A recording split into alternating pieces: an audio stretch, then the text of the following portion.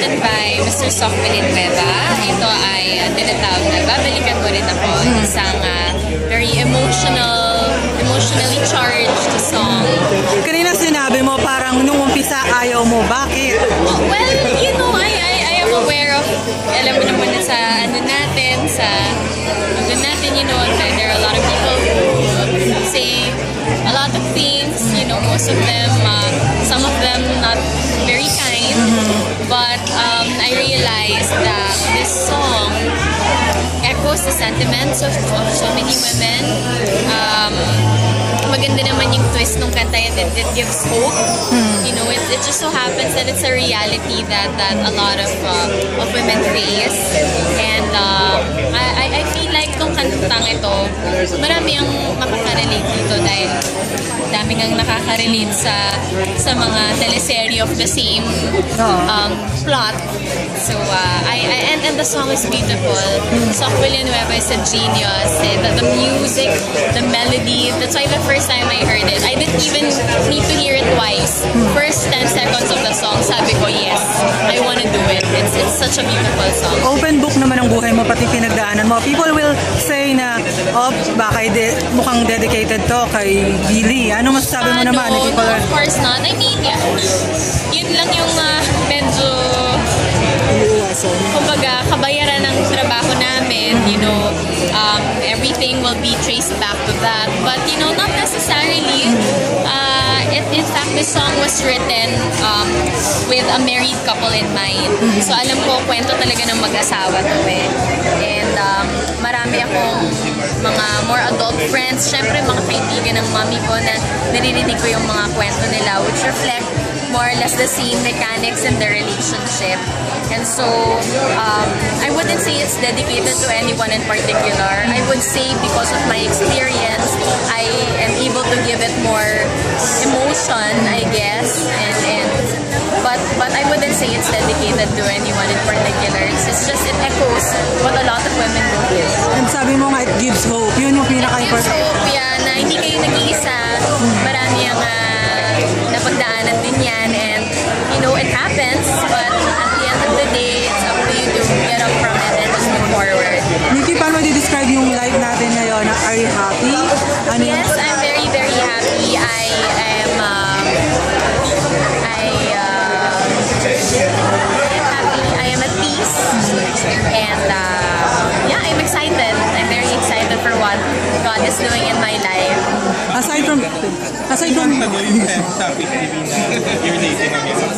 Yes. How's that? Good. It's doing very well. I am ano ko ba yung discuss to? Yes, I'm dating. I'm very happy. My heart is very happy. And yeah. Can you say na it's official na talaga? I'm exclusively dating. Yes. You know, I'm sure a lot of people will see me with the same person. So. Can you relate to the song you interpreted na it's about moving on? Yes, definitely. Yeah.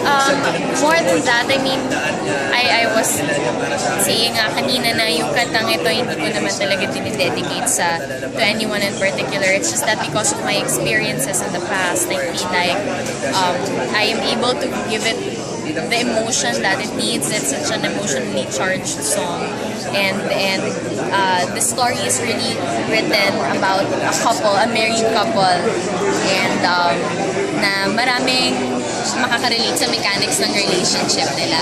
But it gives hope that, you know, these things happen and you really just have to move on from it.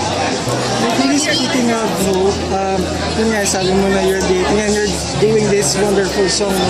Does it also mean you are ready to fall in love again or to commit into a relationship? I don't think I've ever fallen into the trap of ayoko na. Ayoko muna, wag.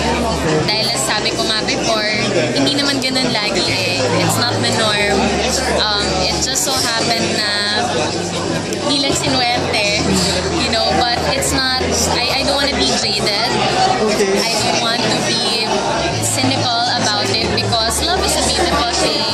Falling in love is such a beautiful thing, and just because napaso ka ng isang beses doesn't mean you have to put up those walls and you know. Pero it doesn't mean naman na you're taking your time or you're being careful.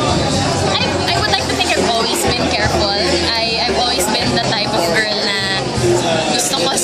hindi ako naglalaro.